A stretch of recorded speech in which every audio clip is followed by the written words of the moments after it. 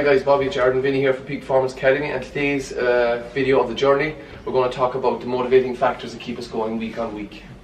A question we get asked a lot, like, is we would work very long hours Monday to Friday, and we would be very kind of meticulous in training every morning at 6 AM and prepping all our meals and just staying on track all the time. So I think briefly today we're just going to touch on how individually we stay motivated to do that kind of all the time.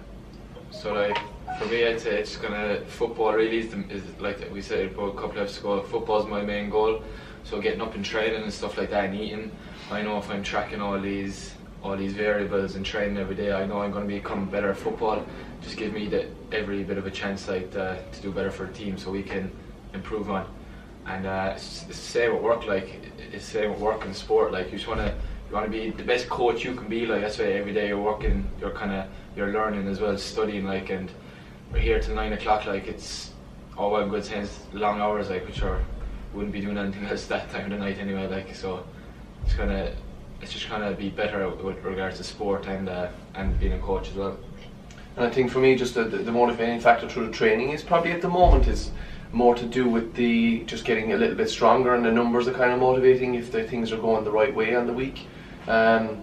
With the kind of just that week on week routine, I suppose the kind of internal motivators would be obviously, like I said, through the weights you're seeing progression, and then through body change you're seeing progression. Now at the moment where I was trying to build, and we were only speaking about that a couple of minutes ago, and these are the motivating factors you see, because you can see the change. You see a figure that has changed.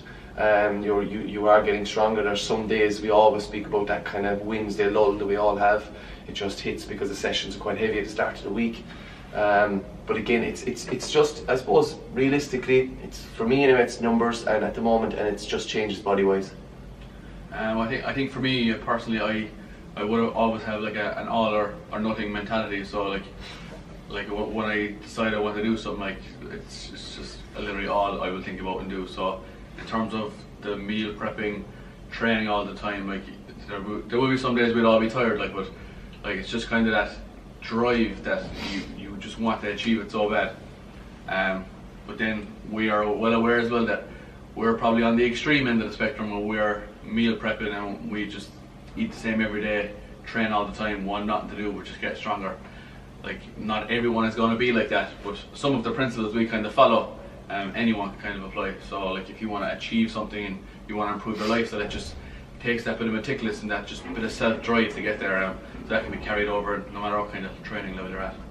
Especially kind of another thing with motivation as well, like with all our training, like in the back of our head, like we're always thinking like, you know, long-term health, like I want to be 60, 70 years of age, like, and have like, we want to fall and not be able to break a hip or something like that. So you're always looking at health as the big picture, like especially outside of like competing or even football like that. Is the main picture is health over anything else.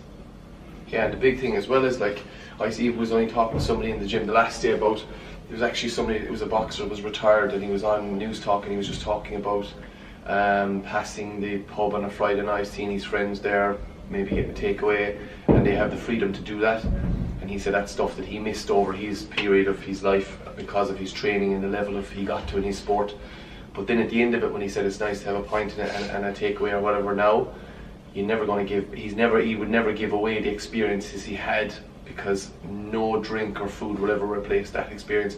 And I suppose when you look at what we do here, all of us are coming from sporting backgrounds previously and will achieve stuff and have had great days on whatever sporting field we were in. But now I suppose it's an opportunity to maybe try something different and give it kind of everything, because you can't live this lifestyle for your entire life. So, you know, physique and going on stage and all that kind of stuff, obviously there's a window there. So I give it everything, and that's a motivating factor as well, is that you have that window and you say, look, I'll give this a shot, put in 100%, set markers month on month, so you know there's something you're driving towards each month, instead of thinking again, we have to think beyond.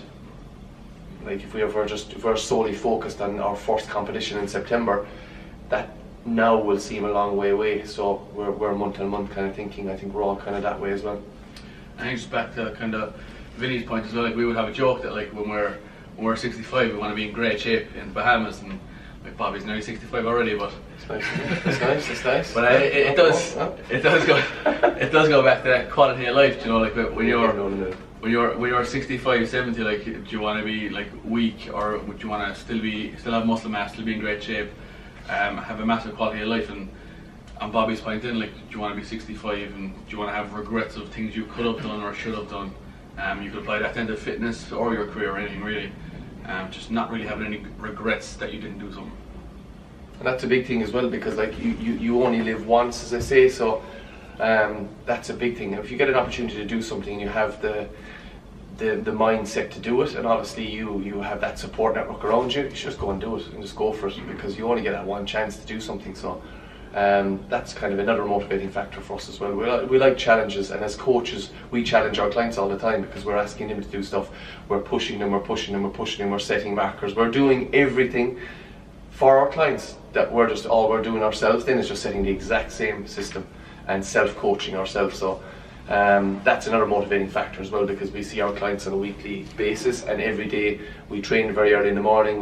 We have a full day's work then, but the motivating factor for us as well as our clients, because we're very, very lucky with the people we have here and the clients that are coming in. They're really, really good work ethic, and their results is what drives us as well, because that's a huge motivating factor for us. Like a big thing is, like, anything you do, like, it's to benefit you. You know, don't be doing things to impress other people, or because other people are doing it, you feel like you have to do it. Like, if you're training, you're eating well, you're changing careers, you're doing something at work, like, you're the only one to benefit. Like, no one else will actually really care when you break it down, like, just you.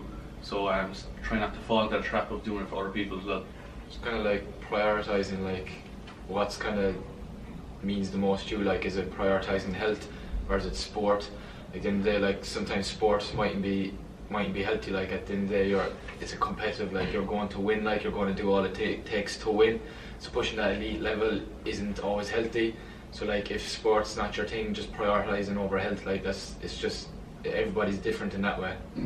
And just to recap, guys, over the week, it's been another great week of training. For me personally, I'm at the end of a phase again. It was quite heavy this week, so Wednesday, Thursday were particularly, and I would say, under-recovered days for me in training, so it was a little bit harder. Today was a lot better, recovered well and felt good in the sessions.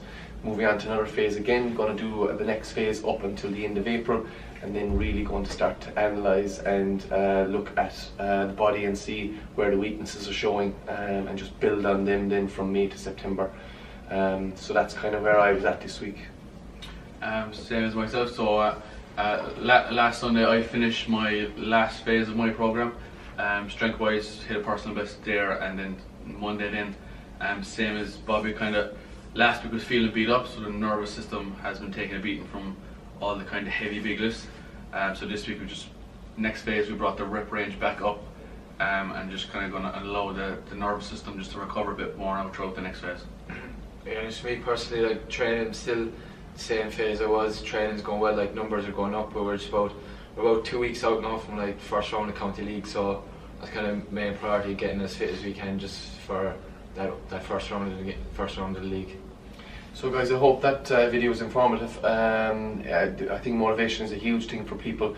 It's a question we get all the time, so it was kind of a topic we felt that was good to address today in the video.